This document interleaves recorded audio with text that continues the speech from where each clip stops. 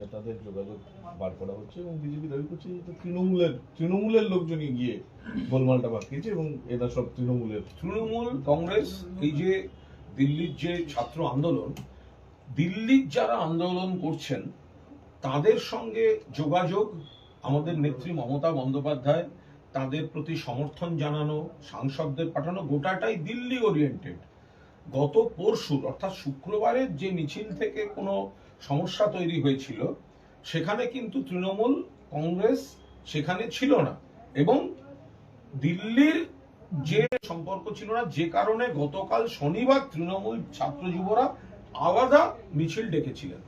এখন যদি শুক্রবারের ঘটনা থেকে আপনারা যেটা বলছেন বা যেটা চলছে যে অমুকের সঙ্গে দেখা গেছে, অমুক ব্যক্তিকে দেখা গেছে, তো ওটা তো ভালো তৃণমূলের ভালো ছেলেরা, ওর সঙ্গে আমাদের মতো খারাপ তৃণমূলের তো সম্পর্ক নেই। আগে একটা স্লোগান উঠতো রাজনীতিতে, সোনার বাংলা সোনার সঙ্গে প্রচার করেছে, তারা তো সমস্ত বালিশ তৃণমূলে চলে গিয়েছে। তো যারা বালিশ তৃণমূলে গেছে, তো ভোটের আগে তো মমতা বন্দ্যোপাধ্যায়ের ছবি লাগিয়েই তারা প্রচার করেছে, জিতেছেন তো মমতা বন্দ্যোপাধ্যায়ের ছবি ব্যবহার করে, তারপর তারা চলে গেছেন। তো যারা চলে গেছেন, তারা যারা ভালো তৃণমূলের ভালো ছেলে হয়ে গেছেন, তা তাদের দায়টা আমাদের ঘাড়ে চাপাচ্ছেন কেন? আমরা তো খারাপ। আমি আবার বলছি, শুক্রবারের মিছিল, সেখানে মমতা বন্দ্যোপাধ্যায় নেতৃত্বাধীন যে তৃণমূল কংগ্রেস তারা জড়িত ছিল না। তারা গতকাল শনিবার আলাদা ছাত্র যুবর মিছিল তৃণমূলে চলে গিয়েছেন, তাদের দায়টা আমাদের দিচ্ছেন কেন?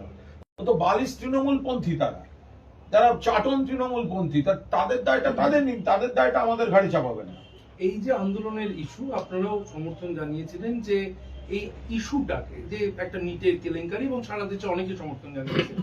এরকম একটা মিছিল, শুক্রবারের যে মিছিল, তাতে দেখা গেল এই আফরোজকে হাতে বন্দুক নিয়ে রিলস বানাতে বানাতে তিনি যাচ্ছেন। বন্দুক আসল না নকল তা এখনো জানা যায়নি।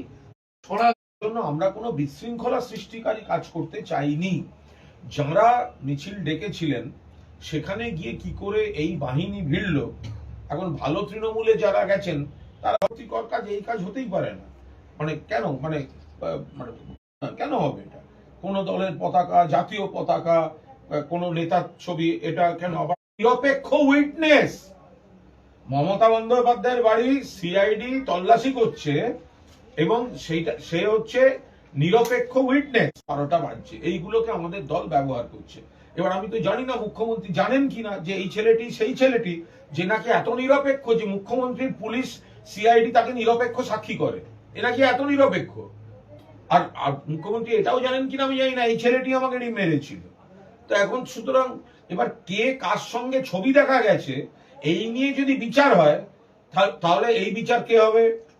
আমাকে যতগুলো এতক্ষণ প্রশ্ন করেছেন আমি তার উত্তর দিয়েছি। তার উত্তর আমি একটা ছবি দেখালাম, সেটা হচ্ছে যে সিআইডির নিরপেক্ষ সাক্ষী, যাকে মমতা বন্দ্যোপাধ্যায়ের বাড়িতে তল্লাশির সময় নিয়ে যাওয়া হয়, নিরপেক্ষ, যে মমতা বন্দ্যোপাধ্যায়ের বাড়ির সামনে দাঁড়িয়ে আমায় ডিম মারে, ডিম মারার ফলে আমার চুলটা একটু ভালো হয়েছে, ঢেউ খেলছে, এফেক্ট এসছে, বাট কিন্তু তাকে দেখা যাচ্ছে শুভেন্দু অধিকারীর সঙ্গে। তার এবার কি বলবেন আপনারা? যদি বলেন যে অমুক ছবিতে দেখা গেছে সে তৃণমূল কর্মী, তাহলে এর থেকে দুটো জিনিস বেরোয়, একটা ছবি থেকে দুটো। এক হচ্ছে ডিম মারাদের প্রমোট করছে গভর্নমেন্ট, ডিম মারাদের প্রমোট করছে সরকার। দুই, নিরপেক্ষ সাক্ষী বলে যাদেরকে শুভেন্দুবাবুর পুলিশ নিয়ে যাচ্ছে তারা সমস্ত বিজেপি ক্যাডার। এবার আপনারা বাকি উত্তরগুলো মিলিয়ে নিন। বলছি, এই যাকে নিয়ে এত ঝামেলা এই প্রশ্নপত্র নিয়ে, সংসদে এই প্রশ্নপত্র পাস করতে বিল আসছে, কেন্দ্রীয় সরকার নিয়ে আসছে। দেখুন, প্রশ্নপত্র ফাঁস রুখতে যদি বিল আসে এটা তো অত্যন্ত ভালো কথা, কিন্তু প্রশ্নপত্র ফাঁস রুখতে বিল আনতে হবে কেন? এটা তো একটা সিস্টেমের ব্যাপার। বিল কখন আসে? একটা আইন থাকে, তার সংশোধনী বা নতুন একটা কিছু আনছে, বিল কি বলবে? প্রশ্নপত্র ফাঁস করবেন না, করলে এই শাস্তি, সেগুলো তো এখনো আছে। প্রশ্নপত্র ফাঁস করুন এমন কি কোনোদিন ছিল দেশে? তাহলে প্রশ্নপত্র ফাঁস রুখতে বিল আসছে।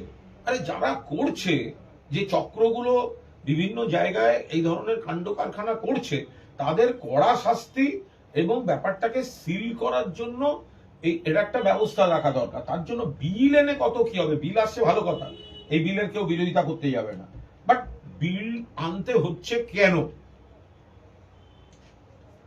আরেকটা বিষয়, এই যে যারা সেদিন মারধর করেছিল তাদের এতটাই সাহস, সাংবাদিকদের মারধর করার ছবি তারা আবার নিজেরাই সোশ্যাল মিডিয়াতে পোস্ট করে হিরো সাজছে। আমি তো মানে বলছি, সাংবাদিকদের যারা মারধর করেছে তাদের দৃষ্টান্তমূলক শাস্তি হওয়া উচিত। সাংবাদিকদের গায়ে হাত তোলা কুৎসিত অপরাধ। যারা ফিল্ডে কাজ করেন তারা বোঝেন সেই জ্বালা, কোন ঘটনা, কোন দুর্ঘটনা, কোন অশান্তির মধ্যে তিনি ঢুকছেন। কভারেজের সময় ক্যামেরাম্যান তো আর কিছু দেখতেই পায় না, আর যিনি বলছেন রিপোর্টার, তার নজরটাও মূলত যখন তিনি বলেন তখন ক্যামেরার লেন্সে থাকে, অর্থাৎ চারপাশের একটা ভিড় এগিয়ে আসছে, পিছিয়ে আসছে, কে আসছে, কি করছে, এটা সাংবাদিকদের বা ক্যামেরাম্যানদের দেখা সম্ভব হয় না। ফলে সেই সুযোগে যারা বাঁদরামি করে তাদের দৃষ্টান্তমূলক শাস্তি হওয়া উচিত। পাশাপাশি আমি শুধু বলবো যে সংবাদ মাধ্যমও যেন এই যে অসভ্যতা, এই যে ডিম মারার কালচারটা শুরু হলো, তো আপনারা প্রমোট করতে গেলেন, আপনারা বড় বড় করে সমস্ত ব্রেকিং দিলেন। এবার জনরোষের শিকার কুণাল ঘোষ। আপনি তো বললেন না বিজেপির ওয়ান পিস, আরেকজন ছবি তুলছিল, ওয়ান পিস বিজেপির যে অসভ্যতা করলো, আপনারা বললেন না, আপনারা নিন্দা করলেন না, আপনারা বিভিন্ন অ্যাঙ্গেল থেকে দেখালেন যাতে তৃণমূলকে বা কনসার্ন ব্যক্তিকে হিউমিলিয়েট করা যায়। জনরোষ, জনরোষ, জনরোষ।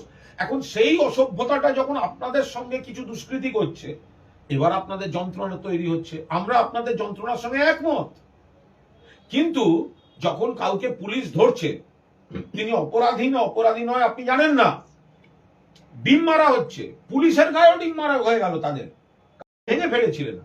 সেইটা আজকে সেই বাঁদর, সেই অসভ্যগুলো, এই কালচারটা যাদের ভালো, এটা নিয়ে কোনো মানে কথাই হবে না।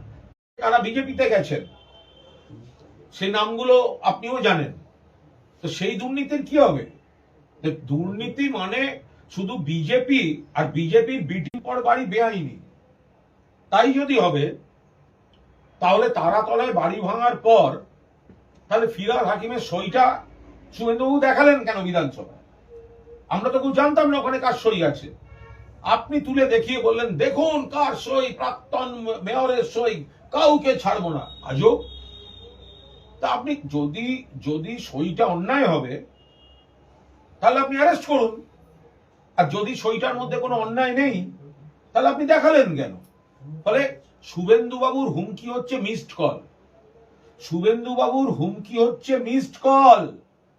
ধরবো চলে আসুন, ধরবো চলে আসুন, ধরবো হয় বিজেপিতে আসুন, নইলে ওই ভালো তৃণমূল বা চাটন শিবিরে যান। শুভেন্দুবাবু যতবার বলেন সেটা হচ্ছে সমস্ত মিসড কল।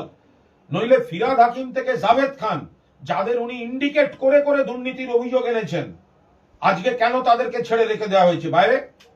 কেন ছেড়ে রেখে দেওয়া হয়েছে? আর যদি ছেড়ে রেখে দেওয়া হবে তাহলে আপনি দুর্নীতির অভিযোগ তুলেছিলেন কেন? পরশুদিনের যে মিছিল, সেই মিছিলে শ্রীলেখা মিত্র গেছিলেন, হাতে একটা বেশ তিনি কার্টুন পোস্টার নিয়ে গেছিলেন প্রধানমন্ত্রী।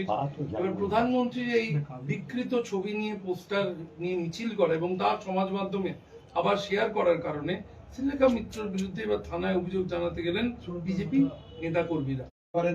যথেষ্ট পরিমাণ রয়েছে, আরো যাদের দরকার সেগুলো করা যেতে পারে। আপনি দেখবেন বহু ক্ষেত্রে খুব লম্বা রাস্তা, সেই রাস্তাগুলোর কিন্তু বিভিন্ন অংশ, ধরুন সামনের রাস্তাটি কত লম্বা রাস্তা, একটা জায়গায় ভীষণ একটা রাজনীতি, একটা শ্রেণীকে তারা প্রভাবিত করেছেন বিশ্ব জুড়ে।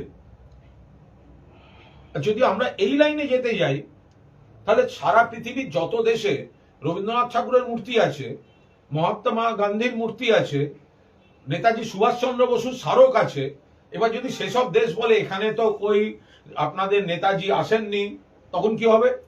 এগুলো একদম অপরিণত সস্তা রাজনীতি হচ্ছে, এটা করা যায় না। লেনিন স্মরণের নাম পরিবর্তনের চেষ্টা হলে সিপিএম বা বামপন্থীরা বা লাল ঝান্ডাধারী বাংলাকে বিশ্ব থেকে ধরে আনো, এরা জামাতি আন্দোলন, সেটা কারা করলো? তাহলে দিল্লিতে সাংবাদিকদের উপর আক্রমণ হলো কেন? আবার কালকে তো আমি একটা ভিডিও দেখলাম, একজন সাংবাদিককে প্রায় নাগরিক সম্বর্ধনা দিচ্ছেন আন্দোলনকারীরা। তাহলে কোথাও একটা তো ন্যারেটিভের বিষয় আছে। কারা গ্রহণযোগ্য হচ্ছে? নিরস্ত্র সাংবাদিক, তিনি তার খবর সংগ্রহের কাজ করছেন। এইটা করতে গিয়ে শান্তিপূর্ণ জায়গাতেও যেমন যেতে হয়, অশান্ত জায়গায় ঝুঁকি নিয়েও তাদের যেতে হচ্ছে। এখানে আমাদের এই এলাকা এই খারাপ জিনিসটাকে খারাপ বলে থামানো হোক। পুরুলিয়ায় জমি দখল তোলাবাজি একাধিক অভিযোগ গ্রেপ্তার। কোথায় গ্রাম পঞ্চায়েত, কোথায় এই 4টে চিটিংবাজ, 4টে প্রতারককে ধরছেন, আর বড়গুলোকে তো আপনারাই কোলে বসিয়ে দোল খাওয়াচ্ছেন। বলছি শ্রমিক ভট্টাচার্য বলছেন যে প্রকাশ্য রাস্তায় এই কাশ্মীর আজাদি এইসব নিয়ে যারা স্লোগান তোলে তারা যেন বাড়ি ফিরতে না পারে, তারা এসএসকেএম। পুলিশ যাবে, তাহলে পুলিশ আছে কি করতে? পুলিশ যাবে, পুলিশ তুলে আনবে, কড়া দাঁড়া দেবে, কোর্টে জানিয়ে দেওয়া হবে, কড়া সাজা দেওয়া হোক। সম্পর্ক নেই, সম্পর্ক মানে যাকে রাজনৈতিক টার্গেট করা হচ্ছে তিনি তো বিধানসভা সভ্য করছে না, তিনি বুঝবেন। আমফান দুর্নীতি নিয়ে না দেখে এই বিষয়ে কোনো মন্তব্য করবো না, কারণ এটা পুরোদস্তুর প্রশাসনিক বিষয়, আমি না জেনেও বলতে পারবো না।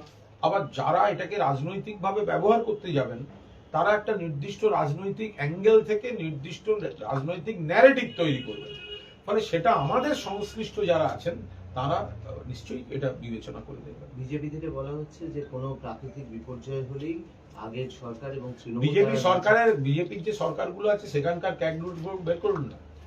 বিজেপির যে সরকারগুলি আছে অন্য রাজ্যে সেখানকার ক্যাগ রিপোর্টগুলো একটুখানি দিতে বলুন না, তারপর দেখবেন ক্যাগ রিপোর্টের পাতায় পাতায় কি থাকে আর কেন থাকে। ক্যাগকে পূর্ণ সম্মান দিয়ে বলছি, ক্যাগ কন্ট্রোলড বাই বিজেপি, মানে নট বিজেপি বাট কেন্দ্রীয় সরকার। তো এখন ক্যাগ তারা কিছু দিয়েছেন, এটা ঠিক না ভুল এগুলো তো জানি না, এটা প্রশাসনিক বিষয়। বলা হচ্ছে যে কাটমানি খাওয়া হতো এই দুর্নীতির টাকা। তাহলে বিজেপির শাসিত রাজ্যগুলোতে এরকম ভাবে যে কাটপানি খাওয়া হতো তার কোনো তথ্য প্রমাণ সেগুলো না দিয়ে যদি ক্যাগ একটা রাজনৈতিক দলিল তৈরি করে দেয় বিজেপির কথায়, তো তাহলে কি করে হবে? যদি তথ্য প্রমাণ থাকে তাহলে তো আইনেই ব্যবস্থা হতে পারে। এই যে বলা হচ্ছে কাটমানি খাওয়া হয়েছে, তার যদি কোনো তথ্য প্রমাণ থাকে তাহলে আইনত ব্যবস্থা নেন। কিন্তু যদি সেটা না থাকে, আপনি একটা ক্যাগ রিপোর্টের নামে রাজনৈতিক দলিল তৈরি করে ছেড়ে দিলেন, যেটা নিয়ে বিরোধীরা প্রচার করবে, শাসক দল প্রচার করবে, মানে তৎকালীন বিরোধীরা, বিজেপি, এটা কি করে হতে পারে?